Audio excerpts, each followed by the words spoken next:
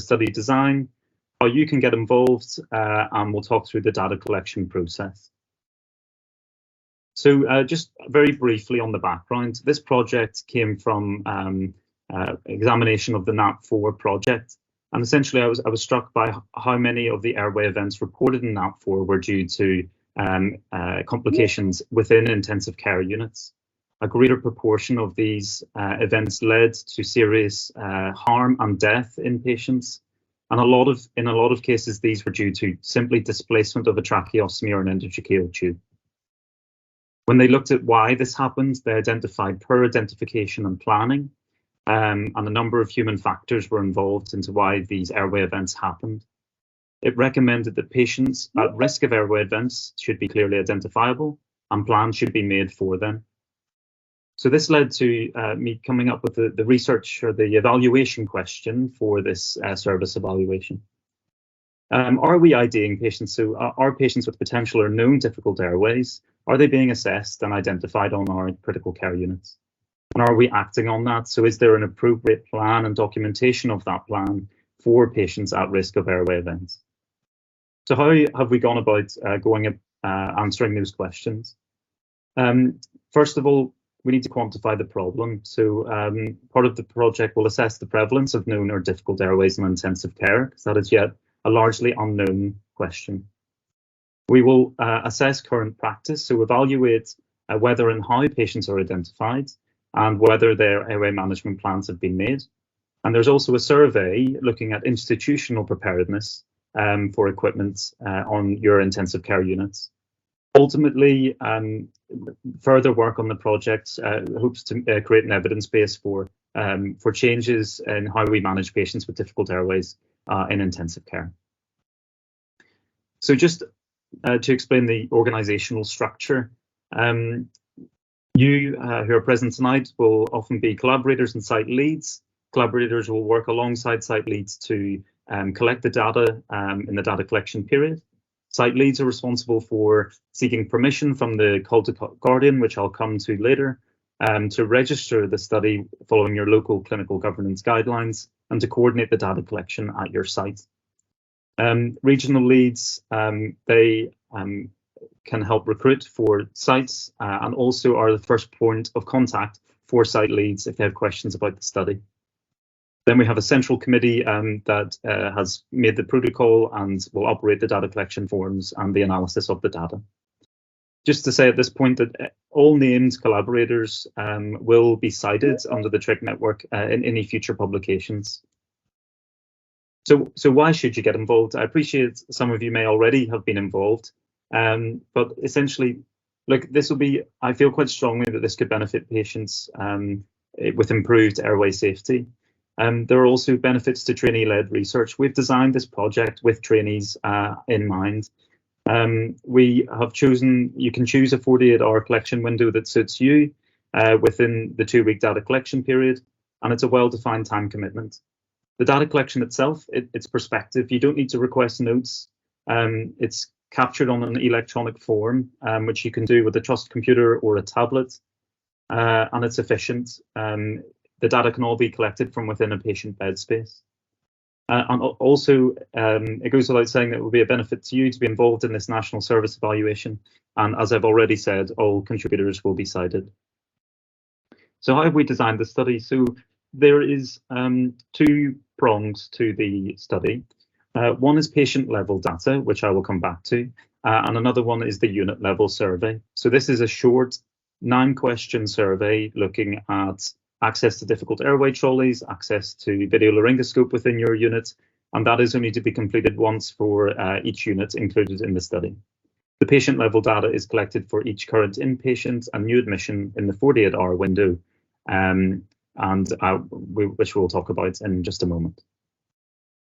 So looking at the patient data, I've just moved to the last page of the protocol, which if you do not have, please do email the email address that's on the slides to request that.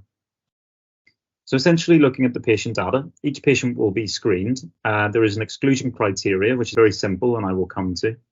We'll then collect very basic non-patient identifiable information, such as their BMI, and if they have a pathology or condition that affects their airway. From there, patients will be split into three airway statuses. So either patients on intensive care will be intubated, they'll have a tracheostomy, or they'll have neither and they're self-ventilating without an artificial airway. If they are intubated, we would collect intubation details. This would be a simple collection of information on an intubation pro forma. If they have a tracheostomy, we would collect very basic information about tracheostomy safety, for example, the bedside alerts. If the patient has a tracheostomy but has been previously intubated in that admission, we would collect the intubation details, which are identical to the intubation details for intubated patients. Lastly, if the patient doesn't have an artificial airway, there is then a short clinical examination to determine predictive factors for difficult airway. However, if they have been previously intubated, we would also collect that data. The software that we've used will then generate a difficult airway result based on the predefined criteria that we have used for potential difficult airway. If the patient does have a difficult airway, there are additional questions on whether they have been identified and if an airway management plan has been created for them. Just to look at the definitions. So patients with known difficult airways, self-explanatory. This is patients who have had a documented difficult intubation, grade 3 and above, or an equivalent with a video laryngoscope, or if they have documented difficulty in bag valve mask ventilation. In terms of potential airway difficulty, we've included patients with pathology or a surgical intervention or trauma that affects the upper airway. We've used a validated scoring system called the Makucha score, which is validated for intensive care patients, which I'll come on to in the next slide. A BMI over 30, and there is a clinician discretion option on the data collection form. This is if you feel that the patient has a difficult airway, which has not otherwise been captured by the form. It's important to note that when this question comes up, we do ask that it is someone who is independent at intubations. This could be an anaesthetic or an ICU trainee who's passed their initial assessment of competencies, or a member of the wider MDT in intensive care that are independent at intubating. So just to look at the Makucha score, there's a number of points that you can see on the screen. Some are related to the patient, some related to their underlying pathology, and factors relating to the person doing the intubation. You don't need to worry about this specific form. We've included this and built it into the software for the data collection. But this is just some background as to what validated tool we're using to predict difficult airways in self-ventilating patients. So, moving on into how you can get involved. The first step is to read the protocol. It's a thorough document that includes all of the information you could need to understand the study and its methodology, but also it's got important information about the how to approach your trust clinical governance team and the Caldecott Guardian. There's an exemplar clinical governance application form in there, which I've made to make this process as easy as it could be for you to seek the correct approvals for the project. As I've said, it's a two-pronged approach. There is a patient-level data collection and there's unit-level data collection, which I've discussed previously.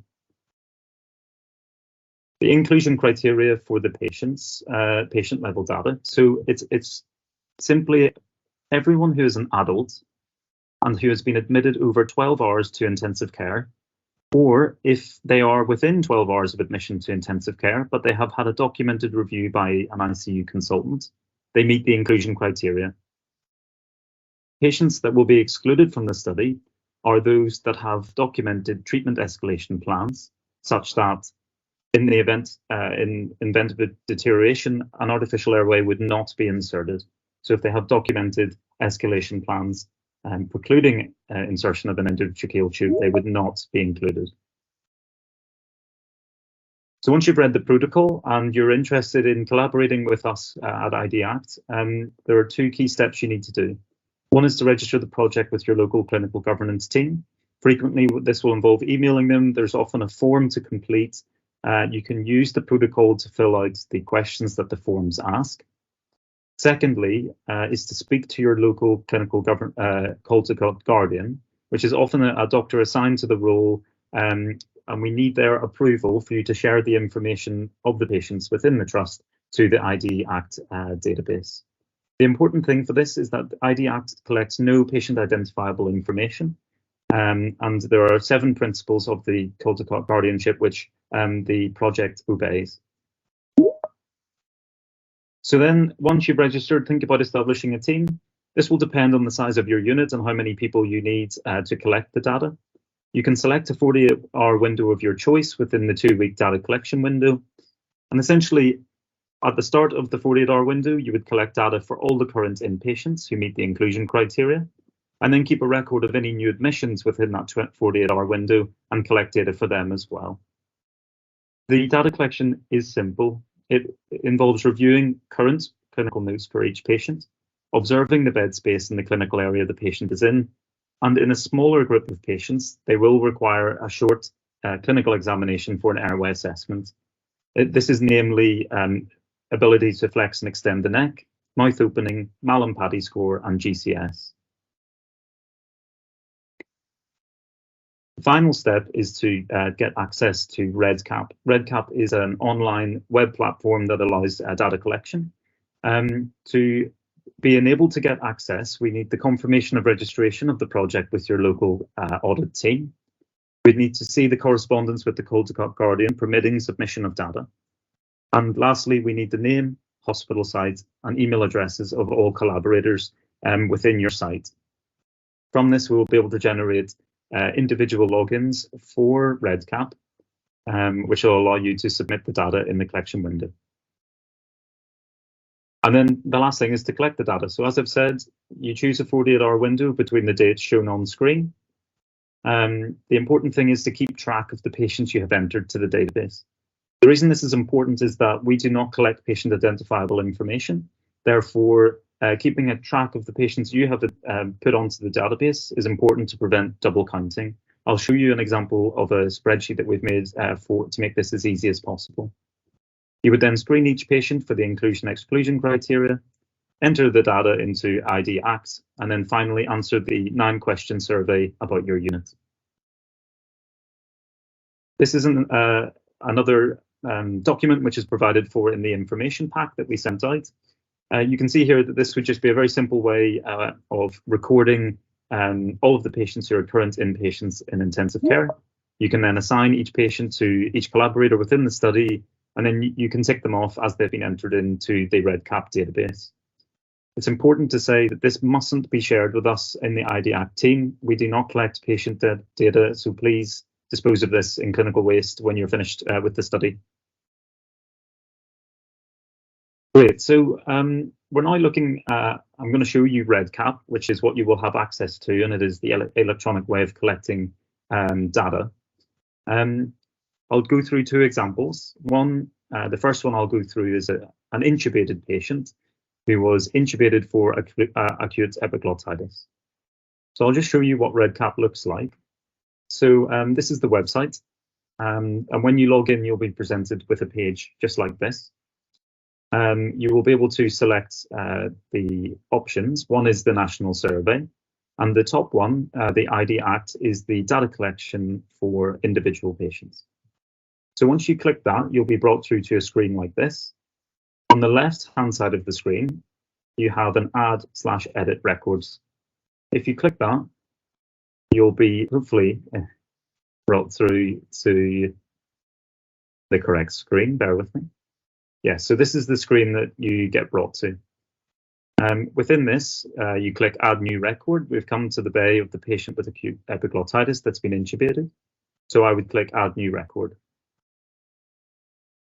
At the top of the form, we have included the inclusion-exclusion criteria for when you're going through the unit to make sure they meet the required inclusion criteria. So the first question is about BMI. So if you have the BMI available for the patient, you can enter this in the form below in the standard format. If you do not, that's not a problem. You can enter their height in centimeters and their weight in kilograms, and it will generate the BMI in the background for the ID Act team. So the first question is, has this patient had a documented airway assessment on admission to the unit? So this would ask you to look at the admission clerking to see if there's a way that this patient has been assessed on admission. So for this instance, let's say they were admitted with an endotracheal tube and they didn't have an airway assessment. Next question is about the patient themselves. Do they have a condition or pathology that affects the upper airway? We would click yes, because this patient has epiglottitis. Now, I apologize, I know this looks is not the best presentation, but it's categorized in terms of where the pathology affects. So in this case, it would be a laryngeal pathology and epiglottitis. So you would select that. If in any of the options you select other, another box will come up and you can type in the pathology that this particular patient has. So now we go into the airway assessment. So does this patient have an endotracheal tube? Yes, we would select yes. And if do they have a tracheostomy? The answer to this would be no. And they are currently intubated. So then we get to the data collection for intubations. This should all be included within one document in the patient notes, such as the intubation pro forma. So let's say they were intubated in the emergency department. The healthcare practitioner that intubated the patient, let's say it was the A&E consultant. The device that was used would be, let's say, a video laryngoscope. If they had a partial view of the glottis when they used the video laryngoscope. And then there's a question about documented difficulty in inserting the endotracheal tube. There's a number of options here, which are common options if there is difficulty. Let's select that there was difficulty passing the cord through the tubes and through the cords, and they had to use a bougie. Then ask if there was an airway assessment prior to their intubation. There's a number of options here. Let's say they did because they had epiglottitis. And then the next two questions about capnography. So did they use capnography to confirm intubation? And now that the patient's on intensive care, is there currently continuous end-tidal and CO2 monitoring? The final question in all of the reviews is the clinician discretion. You can answer yes to this question if you believe that the patient has a difficult airway that hasn't been captured by the form, and you could enter this in the space below. Alternatively, in this case, the patient has epiglottitis, and I feel like that's been covered by the form, so I would click no. There's then a prompt to make sure you've entered all the data.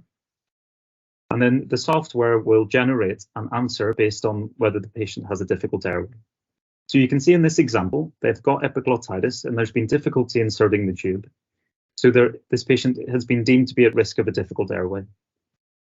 I've included the criterion that we use to determine this because part of the study is that we would recommend that you notify the clinical team of this result, just to ensure patient safety if this is otherwise unknown to the clinical team.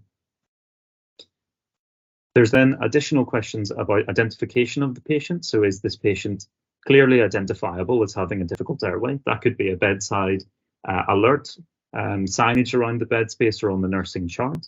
If it is, then you can select where this patient could be identified as having a difficult airway. And if there's a airway management plan for the patient, and that would be the end of the form completed. So when it's complete, it's important to say that you would select complete, and then you would save and exit the form. It should come up green if you have entered all of the data and clicked complete at the bottom of the form. I just wanted to run through a second case. The second case would be a non-intubated patient. Let's say they were admitted for diabetic ketoacidosis. So you would go back to added ed records, add select new record, and then you come back to the same form. I will skip through the initial bits. Let's say they didn't. So do they have a condition or pathology affecting their upper airway? Let's say in DKA typically no, this patient does not. They do not have an endotracheal tube. They've been admitted for monitoring. And then this is the reason I brought this one up is to look at the airway assessment. So this is the Makucha score, which has been built into the software. So the first thing is to look at the Mallampati score. So this is when you look into the back of the mouth at the soft palate. We've provided a schema for how to judge if it's class 1, 2, or 3, and you can select an appropriate option. In terms of mouth opening, we determine whether they have full mouth opening or reduced mouth opening, and we use 3 centimeters as the cutoff. So you would assess their ability to open their mouth. you would ask them to extend and flex their neck to see if they have normal or reduced movement of their cervical spine. We'd ask to look at the GCS. It needs to be split into either less than 8 or greater than or equal to 8. There's then a brief question about history of obstructive sleep apnea. And the last question in the airway assessment is if the patient requires oxygen. Now, this is an important one to look at because you need to use a separate web calculator, which I will show you. So to use this calculator to calculate the PF ratio, it will bring you to a website, which is very simple to use. The two things that you need is the oxygen saturations of the patient and their FiO2. So let's say this patient has saturations of 96%. And on the form, we have included a conversion rate for oxygen delivery and an approximate FiO2. So let's say they're on 3 liters of nasal cannula. We could put this to 32%. And this is the value in the bottom right that we require. So this is the imputed PF ratio. So you can see here it's 255.9. So I would enter that here. It then asks if the patient has been intubated or not. In this case, they haven't been intubated. They've just been brought up to intensive care with DKA. Again, the final question is the clinician discretion question. If you believe there is something not covered by the form that makes them a difficult airway. So again, this patient has been selected as having a difficult airway. And the reason for that is that I selected a BMI of 45. If I had reduced that, this patient would not have met the criteria, and that would have been the end of the data collection form. It will be clear at the end of the data collection whether you need to continue into the identification part, or if that is the end of the data collection, you can move on to the next patient. So I hope that has been useful just to see what the form looks like. There is Dr. Witt in the ID-ACCT team has kindly made a REDCap guide. So I appreciate that was a whirlwind tour through the ID-ACCT REDCap. But this is a document that we can share with you when you have REDCap access to be able to troubleshoot. And as always, using the email on the bottom of the screen, you can email us if there's any issues. So that's the webinar tonight. Again, thank you all for attending. There will be another webinar in the next couple of weeks for those who are unable to attend tonight. If you do have any questions, I'll answer them now via Danny. And you can always email us at the email on the screen if you wish. Yes.